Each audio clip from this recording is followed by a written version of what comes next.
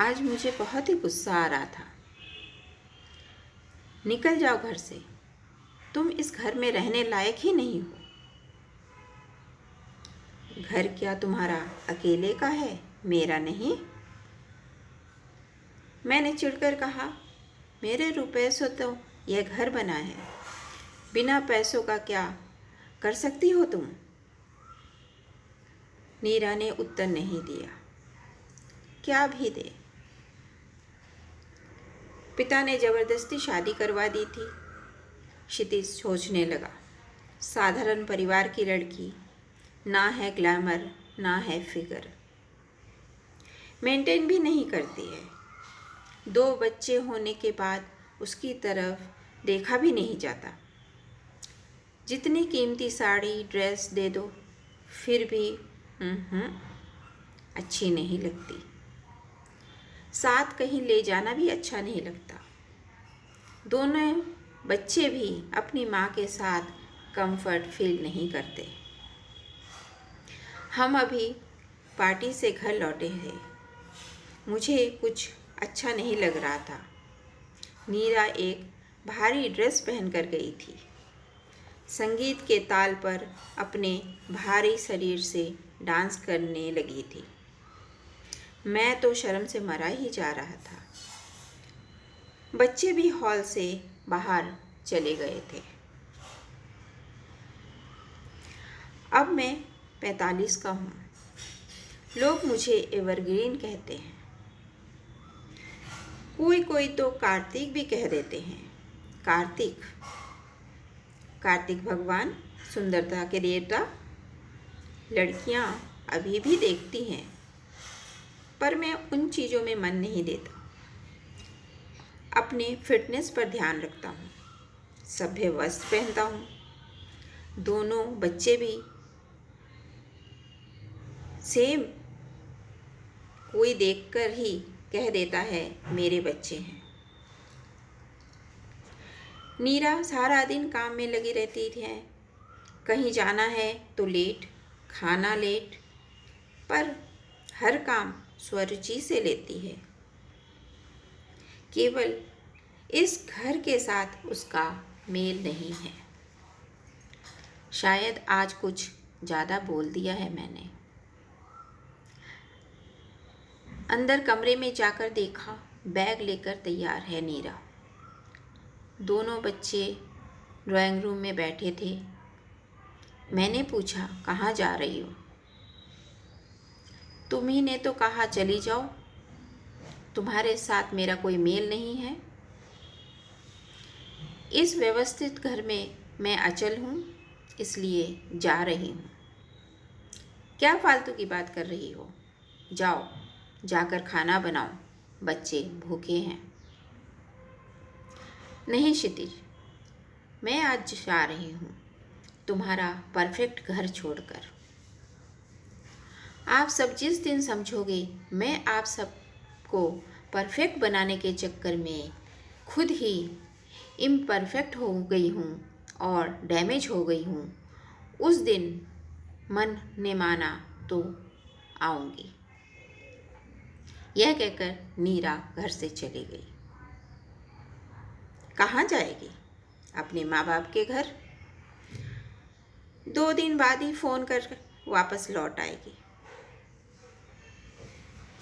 थोड़ी देर में मैं रसोई में गया। क्या करूं समझ ही नहीं आ रहा था। चारों तरफ नज़र घुमाई। कितना सुंदर दिखता है मेरा किचन। बहुत पैसे खर्चा किया था इस परफेक्ट किचन को बनाने में। बच्चों कुछ खाकर सो गए।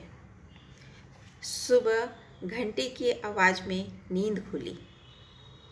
पेपर दूध उठाकर अंदर आते ही जोर की ठोकर लगी। कल रात के सबके जूते चप्पल वहीं पड़े थे। कमरे में देखा, कपड़े पड़े थे जो धोने के थे। स्नेहा, आदित्य दोनों सो रहे थे।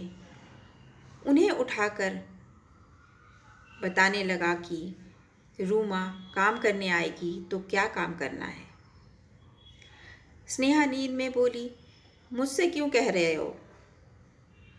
सुबह सुबह चाय नाश्ता दोनों की आदत है।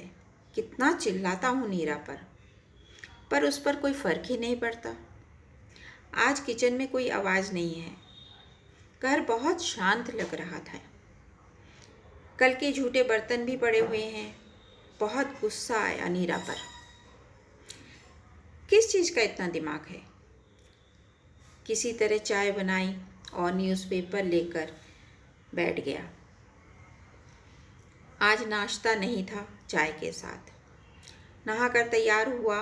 स्नेहा से कहा, रूमा से नाश्ता खाना बनवा लेना। स्नेहा बोली, मुझे सोने दो।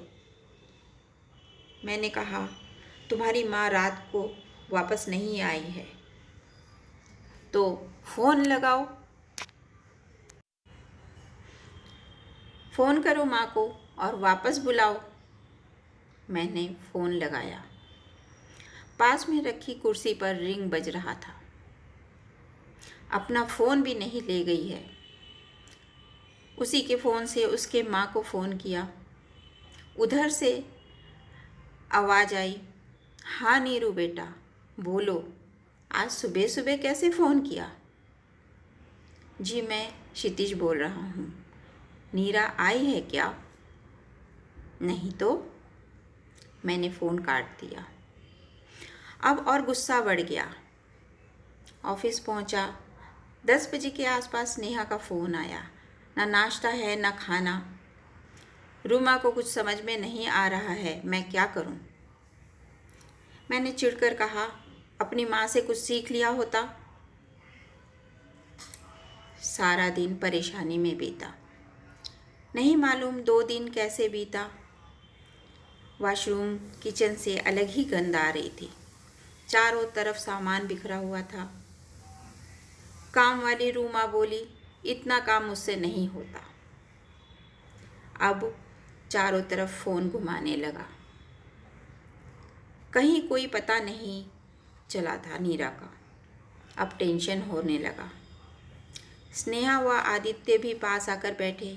कहने लगे, माँ के बिना अब अच्छा नहीं लगता। कुछ भी तो नहीं होता हमसे। अब शायद हम तीनों नीरा के महत्व को समझने लगे थे। मेरा मन भारी होने लगा था। सोचने लगा, मेरा सब कुछ परफेक्ट, मेरा चुस्त रहना, रोज़ का परफेक्ट आयरन किया हुआ ड्रेस, ये सब तो नीरा की वजह से ही है। तो क्या सच में हमारे परफेक्शन की वजह से नीरा को खुद के लिए समय नहीं मिला? आज मैंने ऑफिस से छुट्टी ली है। नीरा को घर लेकर ही आऊँगा। मेरा घमंड चूर हो चुका था।